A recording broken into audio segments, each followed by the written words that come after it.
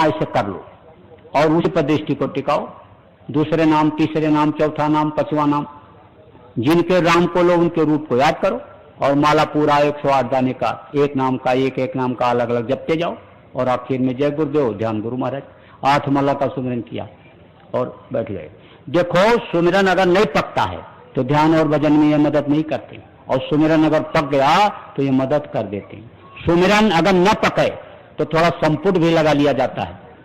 गुरु का ध्यान, गुरु का नाम लिया और ध्यान किया, उसके बाद 5 नामों को लिया और फिर उनके रूप का, गुरु के रूप का ध्यान किया और फिर अलग नाम को लिया और उनके रूप का याद किया, दूसरे नाम को लिया, उनके रूप को याद किया, तीसरे नाम को लिया, उनके रूप को याद किया, चौथे नाम को लिया, उनके रूप को याद किया, 5वें नाम को लिया, उनके रूप को याद किया और फिर उसके बाद में गुरु का नाम लिया, उनके रूप को याद किया। अब ये संपुट लग गया। अब उसके बाद सुमिरन करना शुरू करो। आखिर में फिर इसी तरह से संपुट लगा दो। ध्यान करना हो तो फिर इसी तरह का संपुट लगाओ, ध्यान खत्म करना हो तो फिर इसी तरह का संपुट लगाओ, भजन करना हो, शुरू करना हो तो फिर संपुट इसी तरह का लगा लो, खत्म करना हो तो फिर इसी तरह का संपुट लगा लो, तो इससे मदद मिल जाती है।